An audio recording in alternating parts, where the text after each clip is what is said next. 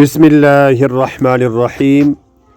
اس video میں یہ بیان کیا جائے گا کیا واقعی قیامت قائم ہوگی، پھر وہ قیامت کس طرح ہوگی۔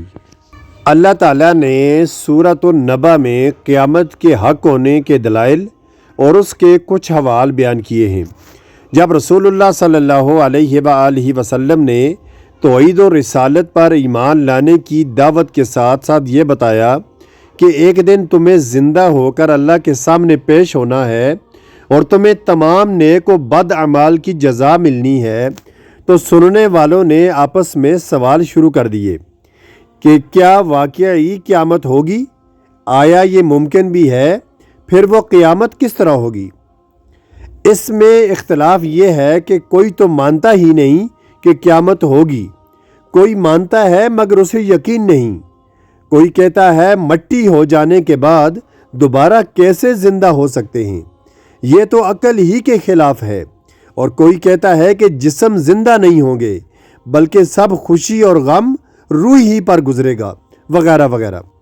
اللہ تعالیٰ نے فرمایا ان قریب وہ جان لیں گے، یعنی اگر ان کی عقل قیامت کو نہیں مانتی اور اس میں یہ لوگ اختلاف کر رہے ہیں تو مرنے سے تو نہ یہ انکار کر سکتے ہیں نہ شک کر سکتے ہیں اور نہ ہی اس میں کسی کا اختلاف ہے، تو بس مرنے کی دیر ہے۔ اس کے ساتھ ہی قیامت اور دوسری تمام حقیقتیں جنہیں یہ لوگ خلاف عقل قرار دے رہے ہیں سب ان کی آنکھوں کے سامنے آ جائیں گی۔ اللہ تعالیٰ نے قیامت کا یقین دلانے کے لیے اور ان کی عقلوں کو جھنجھوڑنے کے لیے اپنی قدرت کے چند عجائب پیش فرمائے ہیں کہ عقل سے پوچھو کہ اتنے بڑے بڑے کام کرنے والے کے لیے تمہیں دوبارہ زندہ کرنا کیا مشکل ہے، اور وہ عجائب بھی خود تمہارے گرد و پیش اور تمہاری ذات میں موجود ہیں۔ فرمایا جہاں رہتے ہو اسی کو دیکھ لو، کیا عقل میں آ سکتا ہے کہ اتنی بڑی زمین کو ہم نے کس طرح پیدا کیا اور کس طرح بچھونے کی طرح بچھا دیا ہے، اور زمین کا توازن قائم رکھنے اور اسے مسلسل زلزلے کی کیفیت سے بچانے کے لیے اس میں پہاڑوں کو میخوں کی طرح گاڑ دیا۔ خود اپنے آپ کو دیکھ لو، ہم نے تمہیں نر اور مادہ پیدا کیا، مختلف رنگوں، بے شمار شکلوں اور صورتوں میں پیدا کیا۔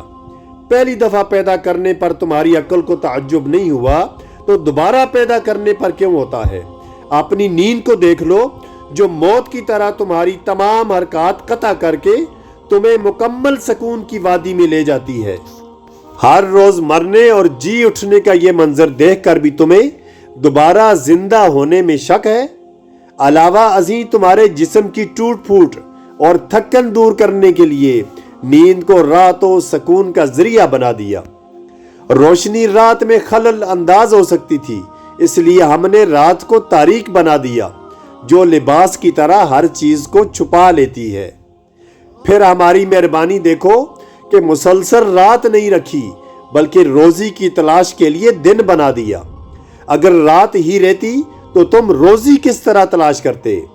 آدمی کے نیچے اور گرد و پیش کے عجائب کے بعد اوپر کے عجائب کی طرف توجہ دلائی۔ فرمایا ہم نے تمہارے اوپر 7 مضبوط آسمان بنائے جن میں نہ شگاف ہے نہ کوئی کمزوری، نہ گرتے ہیں اور نہ وہاں کسی شیطان کا دخل ہے، یعنی ہم نے تمہارے لیے زمین کو بچھونا بنانے اور دنیا کی پیدائش سے لے کر اس کے ختم ہونے تک اس میں جو نیکی یا بدی کی گئی ہے اس کی جزا و سزا کسی وقت بھی نہ ہو، نہ ظالم سے باز پرس ہو اور نہ مظلوم کی داد رسی ہو، تو یہ سب کچھ تو بے نتیجہ رہا۔ اس لیے یقین رکھو کہ دنیا میں کیے گئے تمام اعمال کے فیصلے کے لیے ایک دن مقرر ہے اور اس کا نام قیامت ہے۔